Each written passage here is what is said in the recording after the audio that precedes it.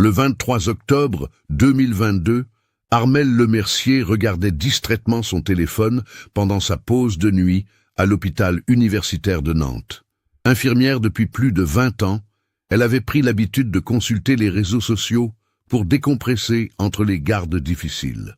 Ce soir-là, une vidéo TikTok allait bouleverser sa vie à jamais. Sur l'écran, une jeune femme de 24 ans dansait dans ce qui semblait être un appartement américain. Ses cheveux châtains bouclés, ses yeux verts pétillants, ce sourire si particulier. Armelle a lâché son téléphone. Impossible.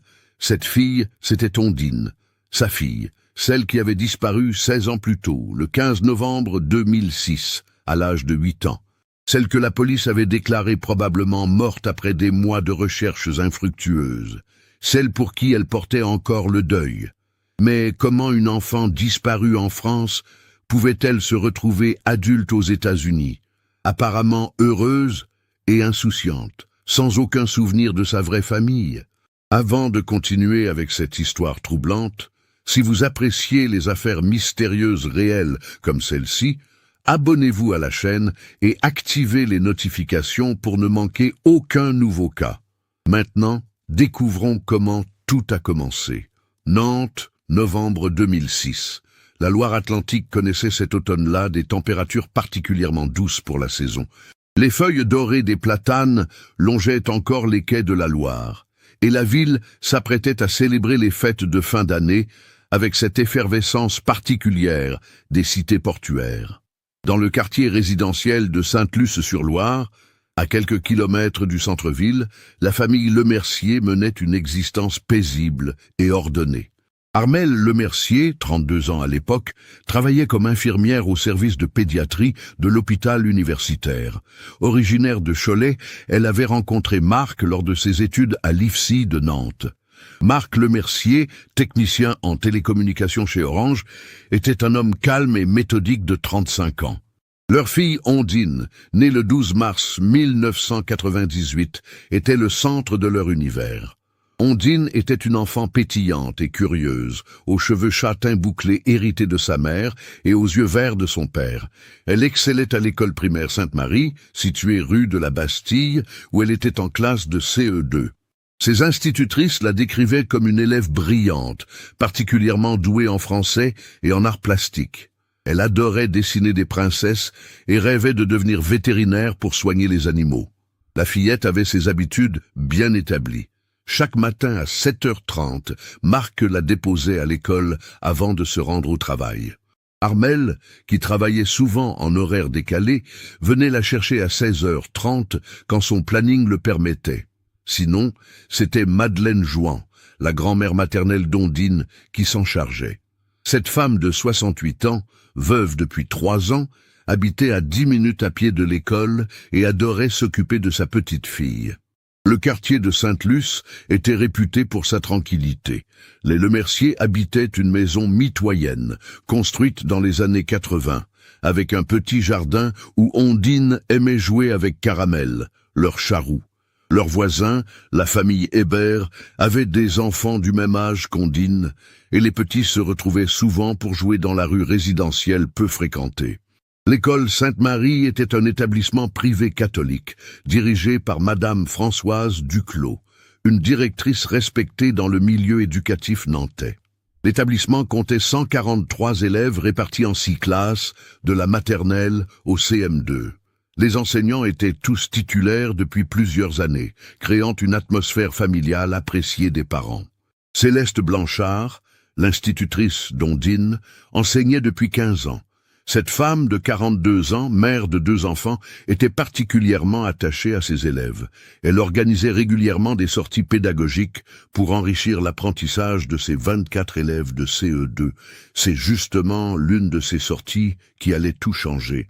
La vie des Lemercier s'organisait autour de rituels rassurants. Les dimanches matins chez les grands-parents Joanne, à Saint-Sébastien-sur-Loire, les vacances d'été en Vendée dans la maison familiale de Marc à Saint-Gilles-Croix-de-Vie, les mercredis après-midi au parc de Procès où Ondine aimait nourrir les canards.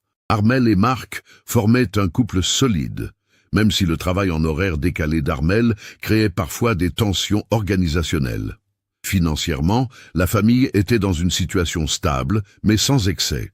Le salaire de technicien de Marc et celui d'infirmière d'Armelle leur permettaient de vivre confortablement sans se priver. Mais ils économisaient consciencieusement pour les études futures d'Ondine.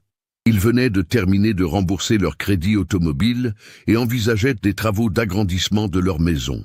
Socialement, les Lemercier étaient bien intégrés dans leur communauté.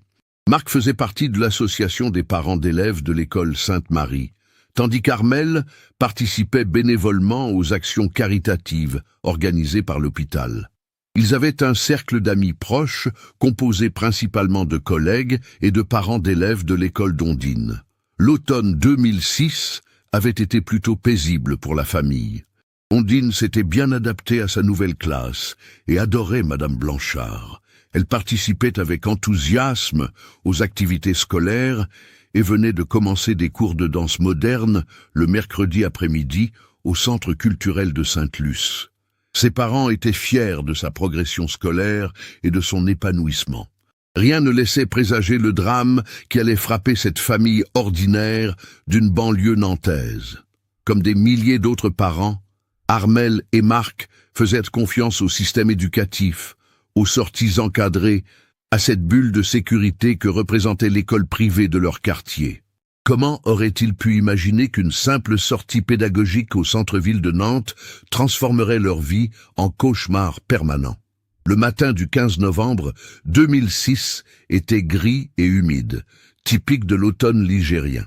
Un léger brouillard s'élevait de la Loire, tandis que Marc préparait le petit déjeuner dans la cuisine des Lemercier. Ondine était particulièrement excitée ce matin-là. Sa classe partait en sortie pédagogique au Muséum d'histoire naturelle de Nantes, dans le centre-ville. « Papa, tu crois qu'on verra de vrais dinosaures ?» demanda-t-elle en tartinant sa biscotte de confiture de fraises. Marc sourit en ébouriffant les cheveux bouclés de sa fille. « Des vrais fossiles, ma puce. » Les dinosaures, c'était il y a très longtemps. Armelle, qui rentrait de sa garde de nuit, arriva vers 7h15. Fatiguée mais souriante, elle embrassa sa fille et son mari. « Comment ça s'est passé à l'hôpital ?» demanda Marc. « Calme, heureusement. Madame Giraud a eu son bébé vers 4h du matin, tout s'est bien passé. » Ondine portait ce jour-là son blouson rouge vif préféré, celui avec des motifs de papillons brodés, un jean bleu et ses baskets roses. Armelle avait glissé dans son petit sac à dos rose son goûter habituel. Une pomme, une compote et des petits beurres. Elle avait aussi pensé à mettre son carnet de croquis et ses crayons de couleur au cas où elle voudrait dessiner au musée. À 7h30 précise, Marc et Ondine prirent la voiture pour se rendre à l'école. Le trajet durait habituellement 12 minutes par la route départementale. « N'oublie pas de bien écouter la dame du musée », recommanda Marc en garant la Citroën Picasso devant l'école, « et reste toujours près de Madame Blanchard. » Céleste Blanchard accueillait ses élèves dans la cour avec son habituelle bonne humeur. Elle avait préparé cette sortie depuis le début du mois d'octobre, dans le cadre de leur programme sur l'évolution des espèces. 22 des 24 élèves de sa classe étaient présents ce matin-là. Seuls Lucas Moreau et Emma Fontaine étaient absents, le premier pour cause de grippe, la seconde en raison d'un rendez-vous médical. Le car scolaire affrété par l'école arriva à 8h45. Madame Blanchard avait l'habitude de ces sorties et respectait scrupuleusement les procédures de sécurité. Elle fit l'appel nominal avant la montée dans le véhicule, vérifia que chaque enfant portait bien le badge nominatif préparé pour l'occasion et rappela les consignes, rester groupés, ne pas s'éloigner, lever la main pour poser des questions. 2 parents accompagnateurs s'étaient portés volontaires. Christine Leblanc, la mère de Théo, qui était aide-soignante et avait pris sa matinée, et Philippe Garnier, père de Julie et commercial, dans une entreprise de matériel médical. Tous deux connaissaient bien les enfants et avaient déjà participé à des sorties précédentes. Le trajet jusqu'au Muséum d'histoire naturelle, situé place de la Monnaie dans le centre historique de Nantes, dura environ 25 minutes. Les enfants étaient excités et bavardaient gaiement. Ondine était assise près de sa meilleure amie, Léa Rousseau, et elles regardèrent par la fenêtre les paysages familiers défiler. Le car se gara place Grasselin vers 9h20. Le groupe se dirigea ensuite à pied vers le musée, distant d'environ 400 mètres. Madame Blanchard ouvrait la marche, Monsieur Garnier fermait le cortège et Madame Leblanc surveillait les côtés. Les enfants avancèrent par binôme, se tenant par la main, comme convenu. L'accueil au musée se déroula normalement. Sophie Mercier, guide conférencière depuis 8 ans, prit en charge le groupe à 9h45 précise. Elle avait l'habitude de recevoir des classes et adapta son discours à l'âge des enfants. La visite commença par la galerie de paléontologie, où les fossiles de dinosaures fascinèrent immédiatement les élèves. Ondine était visiblement captivée.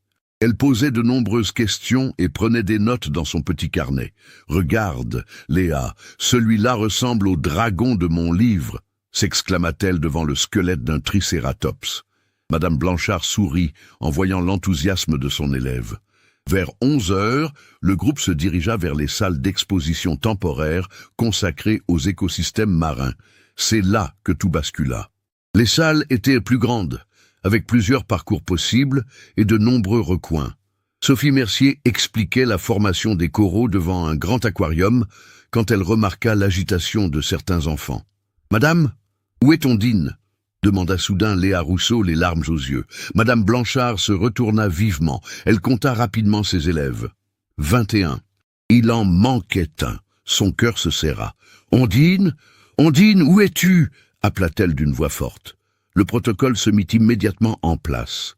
Monsieur Garnier et Madame Leblanc partirent fouiller les salles adjacentes, tandis que Sophie Mercier alertait la sécurité du musée.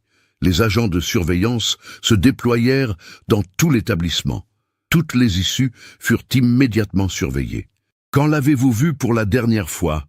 demanda le chef de la sécurité, Michel Bourgeois, un homme d'une 50aine d'années, ancien policier reconverti. « Il y a peut-être 10 minutes dans la salle des fossiles marins, » répondit Madame Blanchard, la voix tremblante. « Elle était juste à côté de moi, avec Léa. » Les recherches s'intensifièrent. Le musée fut passé au peigne fin. Une toilette, boutique, cafétéria, réserve, bureaux administratifs. Rien. Ondine semblait avoir disparu sans laisser de traces. À 11h30, Michel Bourgeois prit la décision d'alerter la police. L'inspecteur Laurent Giraud du commissariat central de Nantes arriva sur les lieux à 11h50, accompagné de 2 collègues. Cet homme de 43 ans, père de famille lui-même, avait l'expérience de ce type d'affaires. Sa première réaction fut de sécuriser totalement le périmètre et d'interroger systématiquement tous les témoins. Pendant ce temps, au CHU de Nantes, Armel Lemercier dormait paisiblement après sa garde de nuit, ignorant le drame qui se jouait. Marc, sur un chantier de télécommunications à Rézé, avait coupé son téléphone professionnel pour se concentrer sur une intervention délicate. L'interrogatoire des enfants révéla des éléments troublants. Plusieurs élèves avaient remarqué un homme d'âge moyen, élégamment vêtu, qui semblait s'intéresser particulièrement au groupe scolaire. « Il nous regardait bizarrement », témoigna Théo Leblanc. « Il avait un carnet et il écrivait des choses. » Julie Garnier ajouta « Ondine m'a dit qu'il lui avait souri et fait un signe de la main. Elle a trouvé ça rigolo. » Les caméras de surveillance du musée furent immédiatement réquisitionnées. Les images montraient effectivement un homme d'environ 45 ans, costume sombre, cheveux châtains, observant le groupe scolaire depuis son arrivée.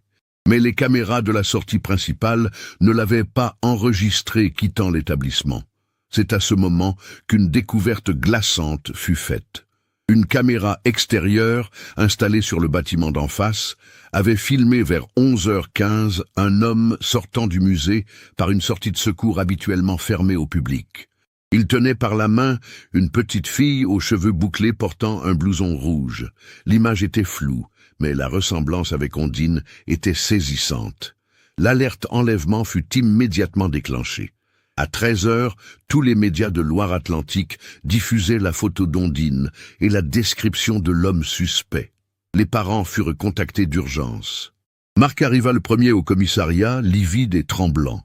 Armel, réveillé brutalement de son sommeil, eut un malaise en apprenant la nouvelle. « Comment est-ce possible ?» répétait-elle sans cesse.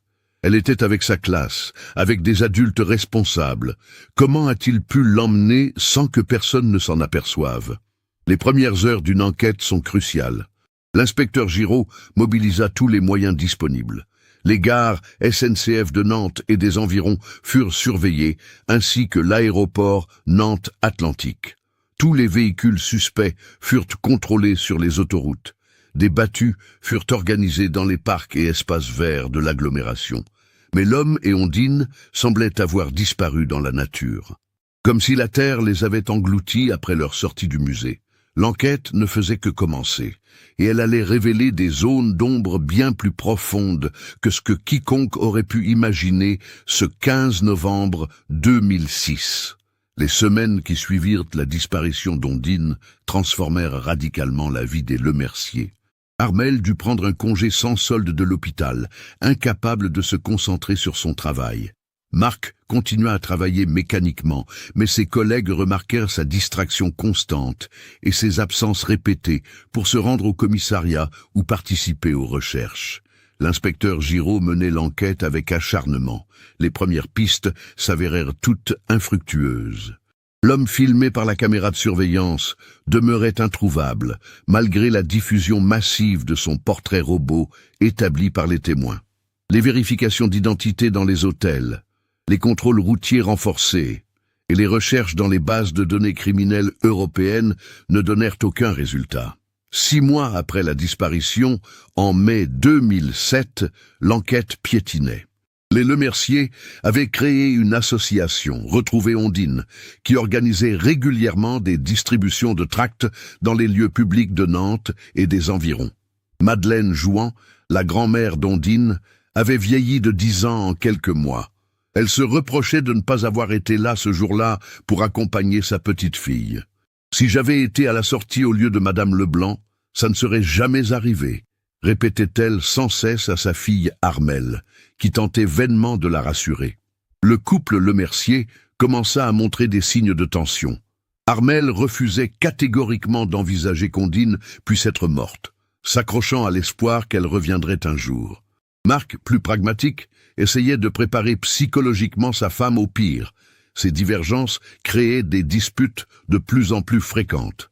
En septembre 2007, exactement 1 an après la rentrée scolaire, qu'Ondine n'avait jamais faite en CM1, Armel reprit partiellement le travail. Mais elle avait demandé à ne plus travailler en pédiatrie, incapable de supporter la vue d'enfants de l'âge de sa fille. Elle fut mutée au service de cardiologie, où l'ambiance était différente, mais où son professionnalisme restait intact. L'école Sainte-Marie avait organisé une cérémonie de recueillement à l'occasion du 1er anniversaire de la disparition. Céleste Blanchard, rongée par la culpabilité, avait demandé sa mutation dans un autre établissement. Elle ne supportait plus de passer devant la place vide d'Ondine à chaque cours. La nouvelle institutrice, Sylvie Moreau, essayait tant bien que mal de faire oublier le drame aux anciens camarades de classe de la fillette. Léa Rousseau, la meilleure amie d'Ondine, développa des troubles anxieux sévères. Ses parents durent l'emmener consulter un psychologue pour enfants à Nantes. Elle pose sans cesse des questions sur Ondine, expliquait sa mère au Lemercier lors d'une de leurs rares rencontres. Elle ne comprend pas pourquoi sa copine ne revient pas. Les enquêteurs explorèrent toutes les pistes possibles. Ils vérifièrent les antécédents de tous les employés du musée, interrogèrent les réseaux pédophiles connus de la région, analysèrent les témoignages de dizaines de personnes qui prétendaient avoir vu Ondine dans différentes villes de France. Aucune de ces pistes ne mena nulle part. Une théorie particulièrement troublante émergea au bout de 18 mois d'enquête. L'inspecteur Giraud avait remarqué que plusieurs disparitions d'enfants en France présentaient des similitudes avec le cas d'Ondine. Des enlèvements dans des lieux publics, des ravisseurs apparemment méthodiques et surtout une absence totale de traces après l'enlèvement, comme si les enfants avaient été emmenés hors du territoire national très rapidement. Nous soupçonnons l'existence d'un réseau organisé, confia-t-il au Lemercier lors d'un entretien en mars 2008. Mais nous n'avons aucune preuve concrète pour le moment. Cette révélation terrifia Armel. L'idée qu'Ondine puisse être à l'étranger, peut-être dans des conditions atroces, la hantait jour et nuit. Elle commença à consulter compulsivement les sites internet d'enfants disparus dans toute l'Europe, scrutant chaque photo dans l'espoir fou de reconnaître sa fille. En 2009, 3 ans après la disparition, les Lemercier durent faire face à une réalité administrative cruelle. L'assurance vie d'Ondine, souscrite à sa naissance, nécessitait une déclaration de décès pour être activée. Mais encore, impossible d'obtenir un acte de décès. La famille se retrouva dans un vide juridique kafkaïen, Ondine n'étant ni vivante ni officiellement morte. Marc développa des troubles du sommeil chronique. Il se réveillait chaque nuit vers 3 heures du matin et ne parvenait plus à se rendormir. Il avait aménagé un petit bureau dans le garage où il passait des heures à éplucher les dossiers de l'enquête que l'inspecteur Giraud lui transmettait officieusement. Il avait créé un tableau minutieux avec tous les témoignages, toutes les pistes, tous les détails de l'affaire, espérant découvrir l'élément qui avait échappé aux professionnels. En 2010, la grand-mère Madeleine Jouan décéda d'un cancer foudroyant. Armelle était persuadée que le chagrin avait accéléré la maladie de sa mère. L'enterrement fut particulièrement difficile. Madeleine avait emporté avec elle tous ses espoirs de revoir Ondine. Dans son testament, elle avait légué toutes ses économies, soit 32 000 €, pour financer les recherches de sa petite fille. Progressivement, les amis et la famille élargie cessèrent de parler d'Ondine lors des réunions familiales. Le sujet était devenu trop douloureux, trop chargé d'émotions. Les Lemercier se retrouvèrent isolés dans leur douleur, incomprises par ceux qui n'avaient pas vécu ce type de drame. En 2012, 6 ans après la disparition, Armelle et Marc décidèrent de déménager. Rester dans la maison de Sainte-Luce était devenu insupportable. La chambre d'Ondine, gardée intacte depuis sa disparition, leur rappelait quotidiennement leur échec à protéger leur fille. Ils s'installèrent dans un appartement moderne à Nantes, près de l'hôpital, espérant qu'un changement d'environnement les aiderait à cicatriser. Le déménagement fut un crève-cœur. Que faire des jouets d'Ondine, de ses vêtements, de ses dessins? Armelle emballa tout méticuleusement dans des cartons qu'elle stocka dans la cave de leur nouvel appartement.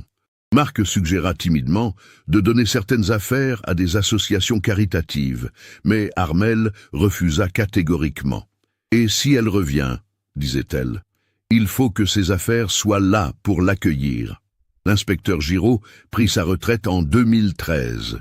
Son remplaçant, l'inspecteur Julien Beaumont, hérita du dossier Lemercier parmi plusieurs autres affaires non résolues. Bien que compétent, il n'avait pas le même investissement émotionnel que son prédécesseur. Les recherches se poursuivirent de manière plus routinière. En 2015, près de 10 ans après la disparition, Armelle fit sa première véritable dépression. L'accumulation du stress, de l'angoisse et de la culpabilité eut raison de sa résistance psychologique. Elle fut hospitalisée 3 semaines au service de psychiatrie du CHU de Nantes. Marc, lui-même au bord de l'épuisement, dut prendre un congé pour s'occuper de sa femme. « Docteur, dites-moi la vérité », supplia-t-elle le psychiatre qui la suivait, le docteur Hervé Leclerc. « Pensez-vous qu'Ondine soit encore vivante ?» Le médecin, habitué à ce type de questionnement, répondit avec prudence. « Madame Lemercier, personne ne peut répondre à cette question. Ce que je peux vous dire, c'est qu'il faut apprendre à vivre avec l'incertitude. Votre fille aurait maintenant 17 ans. Si elle est vivante quelque part, elle a grandi, elle a changé. Il faut accepter cette réalité. » Cette thérapie aida partiellement Armelle à reprendre le cours de sa vie, mais elle ne renonça jamais complètement à ses recherches. Elle s'était abonnée à plusieurs groupes Facebook dédiés aux enfants disparus et consultait régulièrement les sites d'Interpol et d'associations internationales. En 2022, 16 ans après la disparition d'Ondine, la vie des Lemercier avait trouvé un équilibre précaire. Armelle, maintenant âgée de 48 ans, était devenue infirmière référente en cardiologie. Marc, 51 ans, avait été promu responsable d'équipe chez Orange. Ils avaient appris à vivre avec l'absence d'Ondine, sans jamais renoncer complètement à l'espoir. Le couple avait survécu à l'épreuve, contrairement à de nombreuses familles confrontées à la disparition d'un enfant. Ils avaient même envisagé d'adopter un enfant vers 2018, mais avait finalement renoncé, estimant qu'il n'était pas prêt psychologiquement. Armelle avait 54 ans quand elle découvrit TikTok, relativement tard par rapport à sa génération. C'est sa collègue et amie, Sandrine Petit, infirmière de 32 ans, qui lui avait montré l'application lors d'une pause de nuit particulièrement calme en septembre 2022. « Regarde, Armelle, c'est assez amusant pour décompresser », lui avait dit Sandrine en lui faisant défiler quelques vidéos drôles sur son téléphone. Il y a de tout. Des recettes de cuisine, des danses, des tutoriels de maquillage. Ça change les idées. Initialement sceptique, Armelle avait néanmoins téléchargé l'application par curiosité. Elle s'était créé un compte sous le pseudonyme Armelle Nantes et avait commencé à consulter quelques vidéos pendant ses pauses à l'hôpital. L'algorithme de l'application lui proposait principalement des contenus liés à la cuisine, au jardinage et aux soins infirmiers. Ce 23 octobre 2022, Armelle travaillait en garde de nuit au service de cardiologie. La soirée avait été particulièrement chargée. 2 admissions d'urgence pour infarctus et un patient de 70 ans qui nécessitait une surveillance rapprochée. Vers 1h du matin, l'activité se calma enfin. Installée au poste de soins, Armelle profita de cette accalmie pour consulter son téléphone. Elle ouvrit machinalement TikTok, espérant se détendre avec quelques vidéos légères avant sa prochaine tournée dans les chambres prévues à 2h. L'algorithme lui proposa d'abord une recette de tarte aux pommes, puis un tutoriel de tricot. Et enfin une vidéo d'une jeune femme qui dansait dans ce qui semblait être un salon américain. La vidéo était intitulée « Sunday Vibes in Portland » et avait été postée par un compte appelé Sarah M. Oregon. La jeune femme portait un crop top blanc et un jean taille haute. Elle dansait sur une musique pop américaine populaire, ses cheveux châtains bouclés rebondissant au rythme de la chorégraphie. Son appartement était moderne, typiquement américain, avec de grandes baies vitrées donnant sur ce qui ressemblait à un paysage urbain. Armelle allait faire défiler la vidéo quand quelque chose l'arrêta net. Un détail infime, presque imperceptible. Quand la jeune femme se tourna vers la caméra en souriant, Armelle distingua une petite cicatrice en forme de croissant sur son menton, côté gauche. Son cœur s'emballa. Ondine avait exactement la même cicatrice, résultat d'une chute de vélo à l'âge de 5 ans. Mais ce n'était pas tout. Ses yeux verts, cette façon particulière de pencher légèrement la tête quand elle souriait, ses mains fines aux ongles légèrement rongés.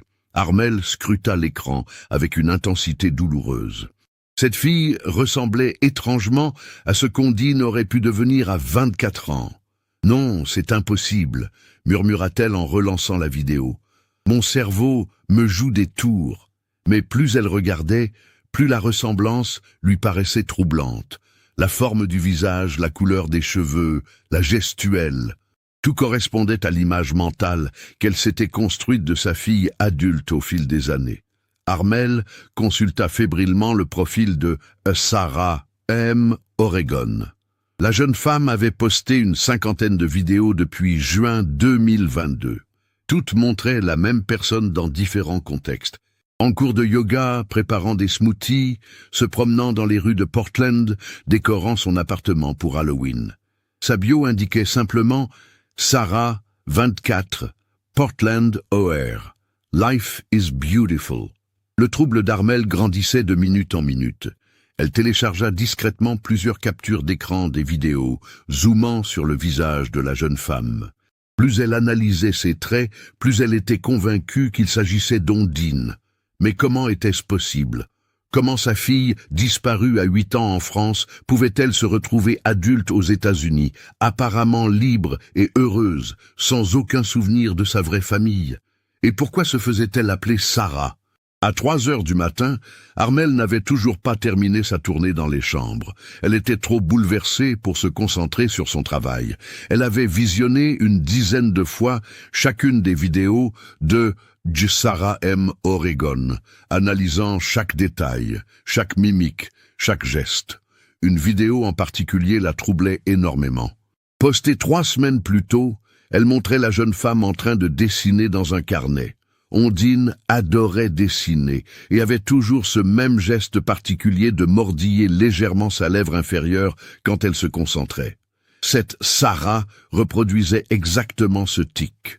Plus troublante encore, ses dessins montraient une prédilection pour les animaux, exactement comme Ondine qui rêvait de devenir vétérinaire. Dans une vidéo, on voyait Sarah caresser un charroux qui ressemblait étrangement à Caramel, l'animal de compagnie des Lemercier que la fillette adorait. Vers 5 heures du matin, Armelle prit une décision qui allait changer sa vie. Elle envoya un message privé au compte Sarah M. Oregon. « Bonjour Sarah, je sais que cela va vous paraître étrange, mais vous ressemblez énormément à ma fille qui a disparu il y a 16 ans en France. Auriez-vous quelques minutes pour discuter? Je vous prie de m'excuser si ma demande vous semble incongrue. Armelle. » Elle n'obtint pas de réponse immédiate, ce qui était logique compte tenu du décalage horaire entre la France et l'Oregon. Armelle termina sa garde dans un état de fébrilité extrême. Elle n'avait qu'une hâte, rentrer chez elle et montrer sa découverte à Marc. À 8 heures du matin, elle fit irruption dans l'appartement de Nantes où Marc prenait son petit déjeuner avant de partir au travail. « Marc, il faut que tu vois ça !» dit-elle en lui tendant son téléphone avec des mains tremblantes. Marc regarda les vidéos avec d'abord du scepticisme, puis avec un trouble grandissant. Lui aussi reconnaissait des traits familiers dans cette jeune femme américaine. « Armelle, tu es sûr que tu ne fantasmes pas? Après tant d'années, notre cerveau peut nous jouer des tours. Regarde sa cicatrice au menton, Marc. Regarde comme elle mordille sa lèvre quand elle dessine. Regarde ses mains, c'est notre fille. J'en suis certaine. » Marc observa plus attentivement. La cicatrice était effectivement troublante, tout comme certaines mimiques, mais il restait prudent. Armelle, même si cette fille ressemble à Ondine, ça ne prouve rien. Il faudrait des analyses ADN pour être sûr. Et comment veux-tu qu'on obtienne son ADN? Elle vit à Portland, à 9000 kilomètres d'ici. Marc appela son bureau pour prévenir qu'il prendrait sa matinée. Le couple passa les heures suivantes à analyser méthodiquement toutes les vidéos de Sarah M. Oregon. Ils dressèrent une liste des ressemblances physiques et comportementales avec Ondine. La liste était troublante de précision. Vers 14 heures, heure française, Armelle reçut une réponse à son message privé. « Hi Armelle, your message is indeed strange, but I'm sorry for your loss. I was adopted as a child, so I understand how painful missing family can be. I'm not French, though. I was born here in Oregon. I think you might be mistaken, but I wish you all the best in finding your daughter, Sarah. » Cette réponse bouleversa Armelle. Sarah était adoptée. Cela expliquait tout. Quelqu'un avait enlevé Ondine et l'avait fait adopter illégalement aux États-Unis en falsifiant son identité. Armelle répondit immédiatement. « Sarah, pourriez-vous me dire à quel âge vous avez été adoptée et dans quelles circonstances? Je ne veux pas vous importuner, mais les ressemblances sont vraiment troublantes. » Ondine a disparu à l'âge de 8 ans en novembre 2006. Accepteriez-vous un appel vidéo? La réponse de Sarah ne vint que le lendemain. « I was adopted when I was around 8 or 9, I'm not exactly sure. My adoptive parents told me my biological parents died in a car accident in Portland. I don't remember much from before the adoption. I'm sorry, but I don't think a video call would be appropriate. I hope you find your daughter. » Cette nouvelle réponse confirma les soupçons d'Armelle. Adoptée vers 8 ou 9 ans, ne se souvenant pas de sa vie d'avant, tout concordait. Mais comment prouver que cette Sarah était vraiment Ondine? Marc et Armelle décidèrent de contacter l'inspecteur Beaumont pour l'informer de leur découverte. Le policier les reçut le surlendemain avec une certaine réticence. Il avait l'habitude des pistes fantaisistes que lui apportaient régulièrement les familles de disparus. « Monsieur et Madame Lemercier, je comprends votre émotion, mais une ressemblance physique ne constitue pas une preuve. Il faudrait des éléments plus concrets pour justifier une coopération internationale. » « Mais enfin, inspecteur, » s'indigna Armelle, « cette fille a été adoptée exactement à l'âge où Ondine a disparu, exactement à la même époque. Ce ne peut pas être une coïncidence. » « Malheureusement, si. Des milliers d'enfants sont adoptés chaque année aux États-Unis, et les traumatismes peuvent effectivement effacer certains souvenirs d'enfance. L'inspecteur promit néanmoins de transmettre l'information à Interpol, mais sans grande conviction. Il fallait au Lemercier des preuves plus solides pour lancer une enquête internationale. C'est alors qu'Armel eut une idée. Dans une des vidéos de Sarah, on voyait brièvement son appartement de Portland. Si elle pouvait localiser l'adresse exacte, peut-être pourrait-elle se rendre sur place pour en avoir le cœur net. Avec l'aide de Marc, informaticien amateur, ils analysèrent les indices visuels des vidéos, les montagnes visibles par la fenêtre, l'architecture des bâtiments voisins, les panneaux de rue entrevus. Petit à petit, ils réussirent à cerner le quartier où vivait Sarah, le district de Pearl, dans le centre de Portland. Armel prit alors la décision la plus folle de sa vie. Elle allait se rendre à Portland pour retrouver cette jeune femme et découvrir la vérité. Marc tenta de l'en dissuader, mais sa détermination était inébranlable. « Marc, c'est notre fille. Je le sens au plus profond de moi. Je ne peux pas rester là à ne rien faire. » Au bout de 16 ans d'attente et d'espoir, Armel Lemercier était enfin sur une piste qui allait la mener vers une vérité bien plus sombre et complexe qu'elle ne l'imaginait. Le 8 novembre 2022, Armel Lemercier atterrissait à l'aéroport international de Portland après un vol de 11 heures depuis Paris-Charles de Gaulle, avec escale à New York.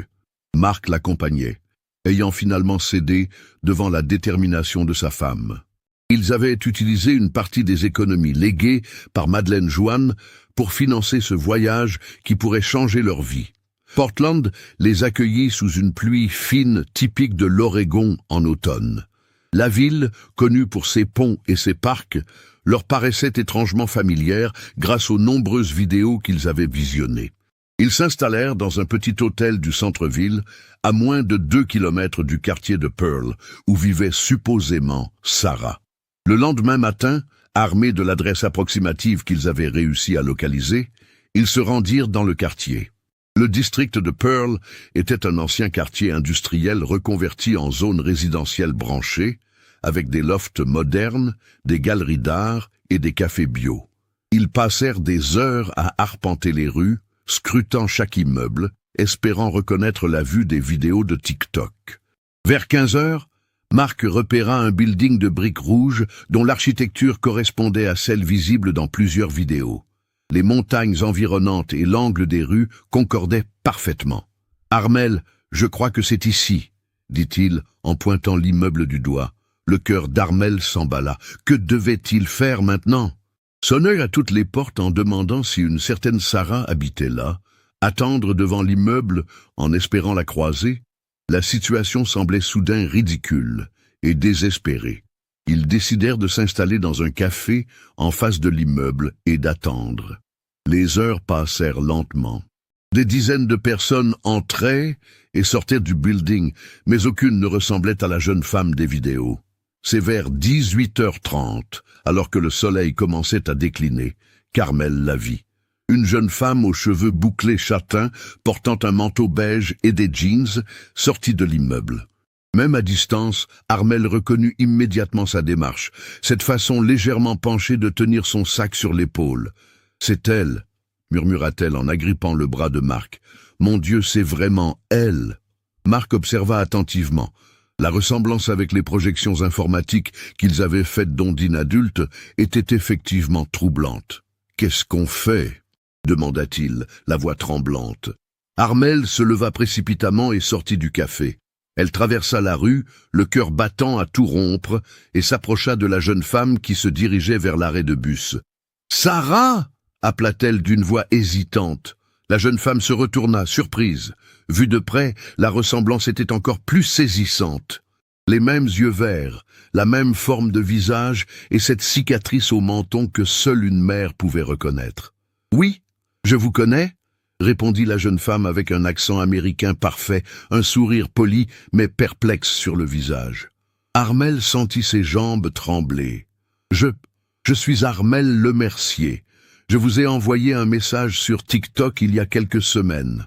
Je sais que cela va vous paraître fou, mais je crois que vous êtes ma fille. » Le visage de Sarah se figea.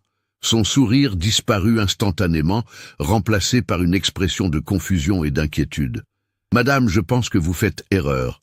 Je ne suis pas française, je suis américaine.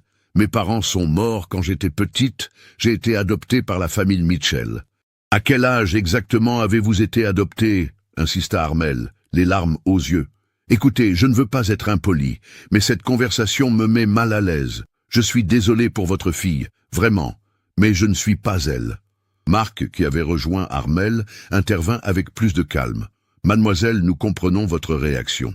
Mais accepteriez-vous simplement de regarder quelques photos ?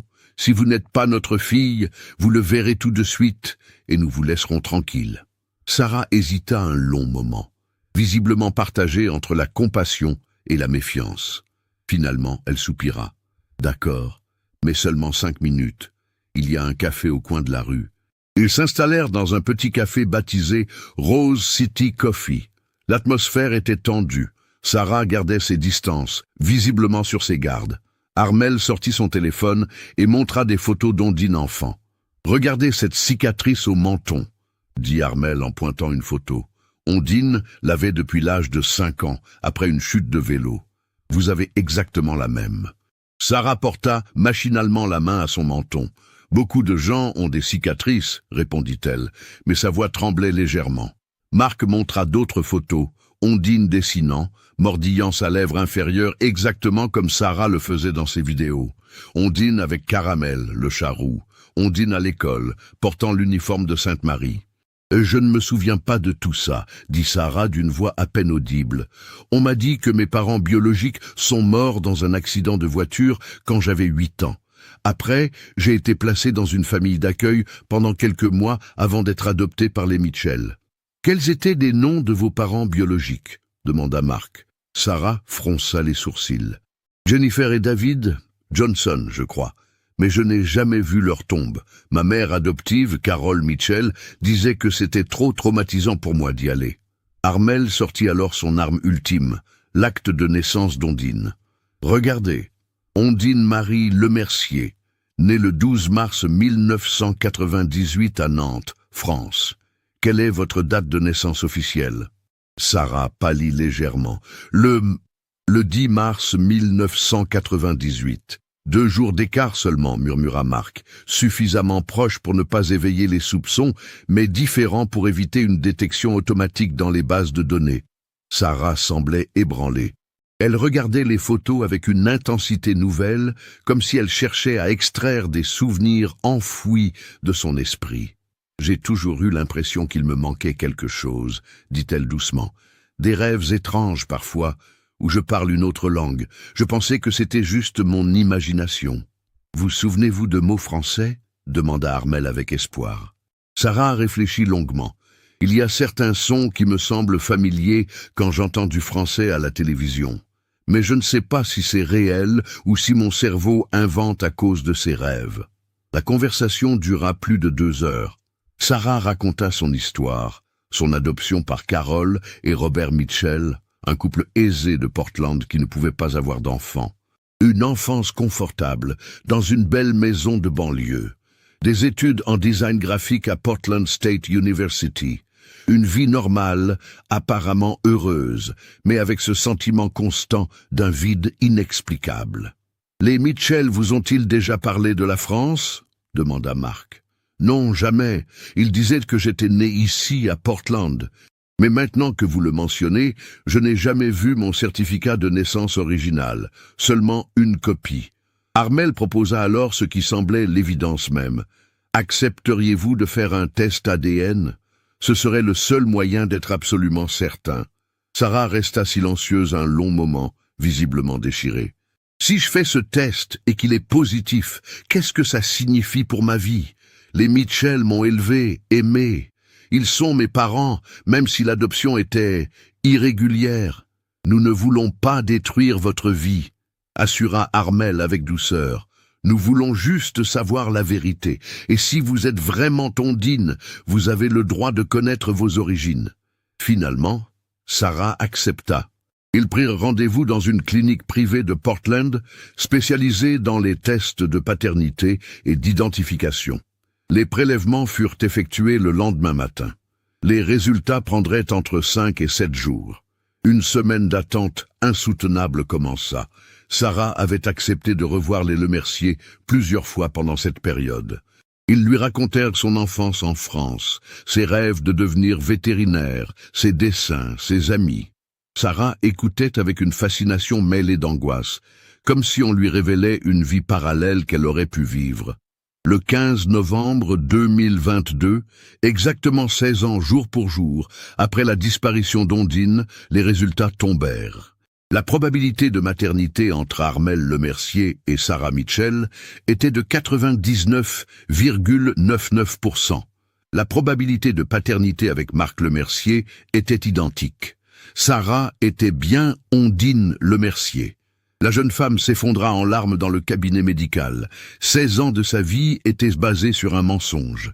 Ses parents adoptifs, qu'elle aimait sincèrement, avaient participé, consciemment ou non, à une fraude monumentale. Son identité entière était une construction artificielle. « Comment est-ce possible ?» sanglotait-elle. « Comment peut-on voler la vie d'un enfant comme ça ?» La confirmation de l'identité de Sarah Ondine déclencha une enquête internationale d'une ampleur considérable. Les autorités américaines et françaises collaborèrent pour démêler l'écheveau de ce qui s'avérait être une vaste opération criminelle. L'inspecteur Beaumont, qui s'était montré initialement sceptique, dut reconnaître l'intuition remarquable d'Armelle.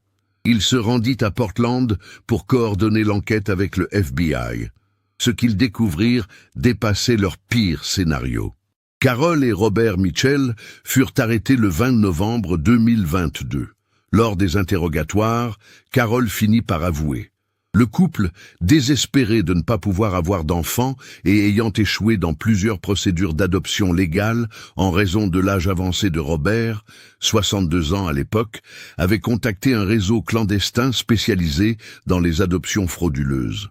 « Nous voulions juste une famille », pleura Carol lors de son interrogatoire. « On nous a dit que Sarah était orpheline, que ses parents biologiques étaient morts dans un accident et qu'elle n'avait personne. On nous a assuré que tout était légal. Nous avons payé 90 000 $ pour l'adoption. » Mais l'enquête révéla une réalité bien plus sinistre.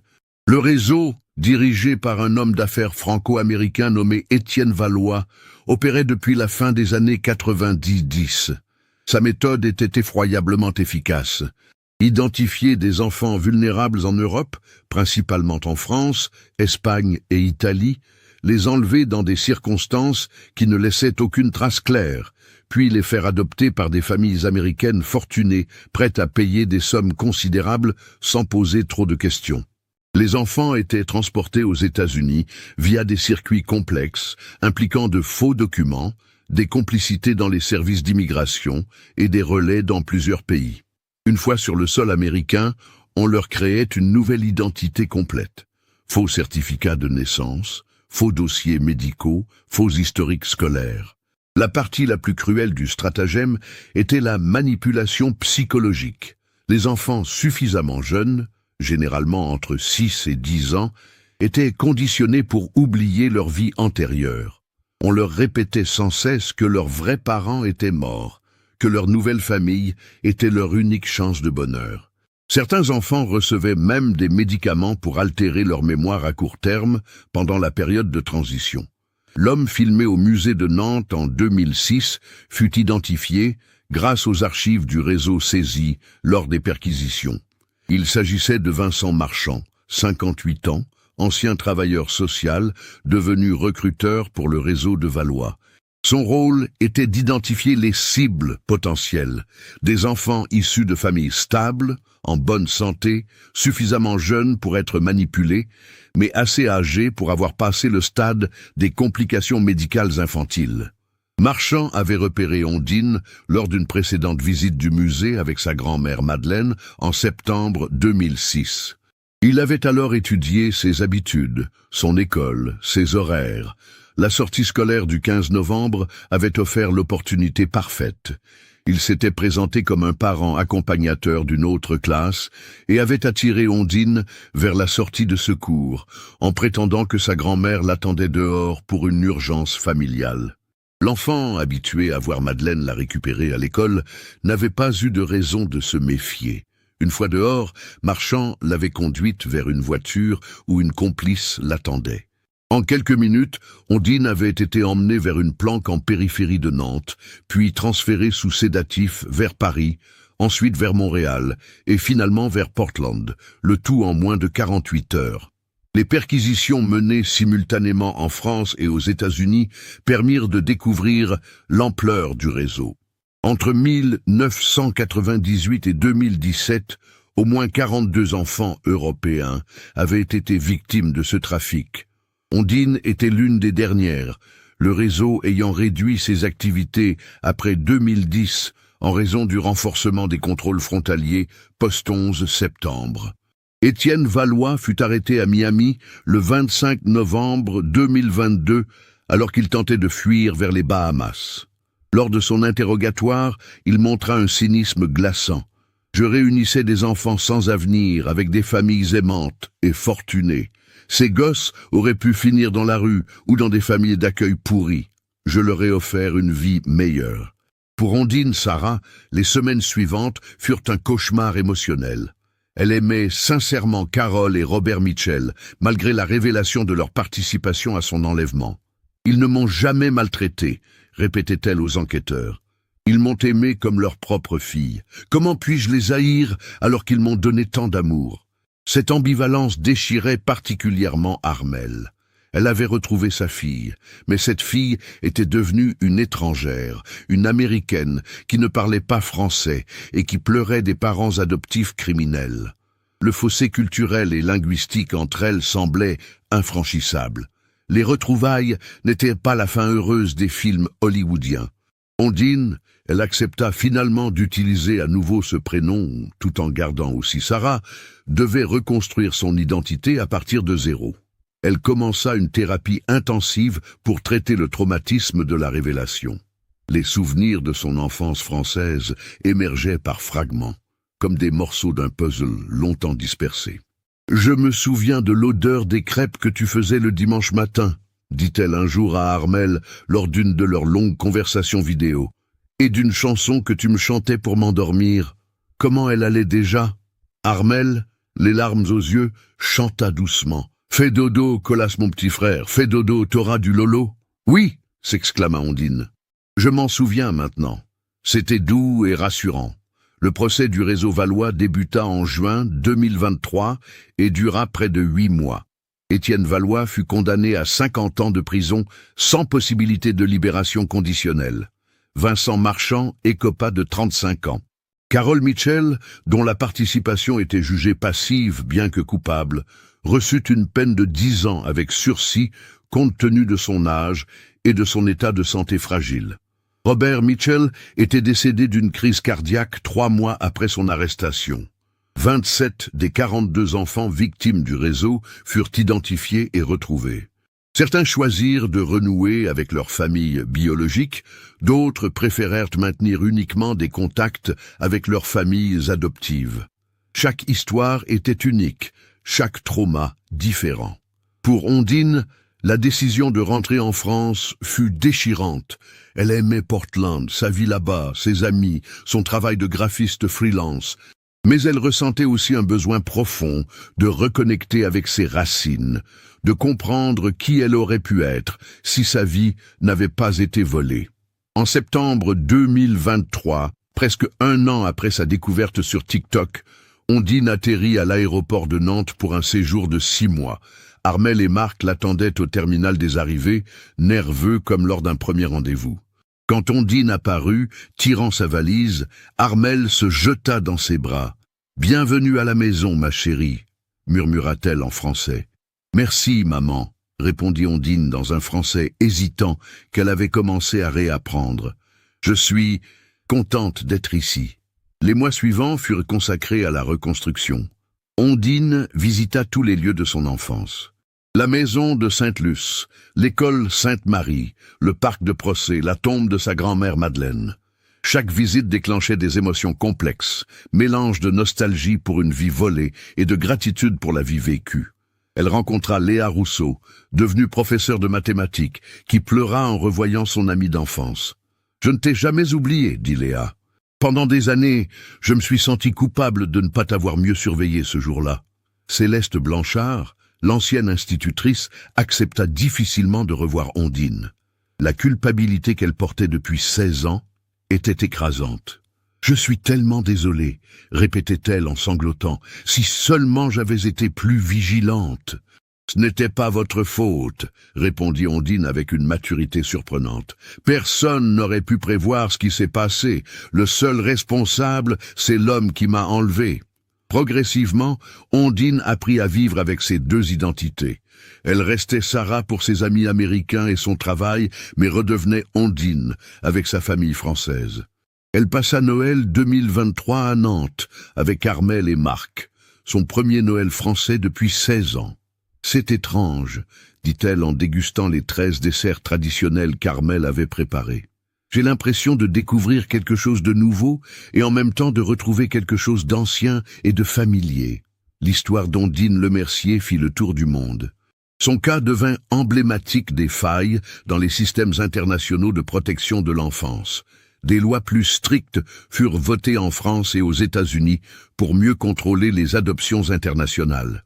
Les réseaux sociaux, ironiquement, furent reconnus comme des outils potentiels pour retrouver des personnes disparues. En mars 2024, pour son 26e anniversaire, ou son 24e selon son faux acte de naissance, Ondine prit une décision importante. Elle allait partager son histoire publiquement sur TikTok, la plateforme qui avait permis ses retrouvailles. Sa vidéo intitulée « Comment ma mère m'a retrouvé après 16 ans grâce à TikTok » fut vue plus de 20 millions de fois en une semaine. Des centaines de familles de personnes disparues la contactèrent, espérant reproduire ce miracle. Armel et Marc apprirent à accepter que leur fille ne serait jamais tout à fait la petite Ondine de 8 ans qu'ils avaient perdue. Elle était devenue Sarah, une femme de 24 ans avec sa propre personnalité, ses propres rêves, forgés par une vie américaine. Mais dans ses gestes, ses expressions, ses rires, ils retrouvaient des échos de l'enfant qu'ils avaient tant aimé. « Nous avons perdu 16 ans, dit Marc un soir, lors d'un dîner familial. Mais nous avons aussi gagné l'avenir, c'est déjà ça. » Ondine décida finalement de vivre entre deux pays. 6 mois à Portland pour maintenir sa carrière et ses liens, 6 mois à Nantes pour approfondir sa relation avec sa famille biologique. Ce n'était pas une solution parfaite, mais c'était sa solution. L'affaire Valois continua de révéler ses secrets pendant des années. D'autres enfants furent retrouvés, d'autres familles réunies. Le réseau avait laissé des traces dans 9 pays différents. Chaque arrestation, chaque révélation apportait son lot de drames humains. Pour les Lemercier, le cauchemar avait pris fin, mais la cicatrisation prendrait encore des années. 16 ans de vie volée ne se rattrapent pas en quelques mois de retrouvailles. La confiance dans les institutions, dans la sécurité du quotidien, avait été brisée à jamais. Mais, dans l'adversité, ils avaient aussi découvert une résilience insoupçonnée. Armel avait refusé d'abandonner, s'accrochant à son intuition maternelle même quand tout semblait perdu. Cette intuition, cette reconnaissance instantanée d'un visage sur un écran de téléphone au milieu de la nuit, avait brisé les murs d'un mensonge construit pendant 16 ans. Cette affaire nous rappelle que la vérité, aussi douloureuse soit-elle, finit toujours par émerger. Elle nous montre aussi comment la technologie moderne, souvent critiquée pour ses effets néfastes, peut parfois accomplir des miracles. Un simple algorithme de TikTok a réuni une mère et sa fille quand toutes les recherches policières avaient échoué. Qu'en pensez-vous? Auriez-vous reconnu votre enfant après 16 ans sur une vidéo de quelques secondes? Partagez vos réflexions dans les commentaires. Si cette histoire vous a touché, abonnez-vous à la chaîne et activez les notifications pour ne manquer aucune de nos enquêtes approfondies. N'oubliez pas de laisser un like si ce récit vous a ému et partagez-le avec quelqu'un qui pourrait être intéressé par ce type d'affaires. Les réseaux sociaux peuvent détruire, mais parfois ils peuvent aussi sauver.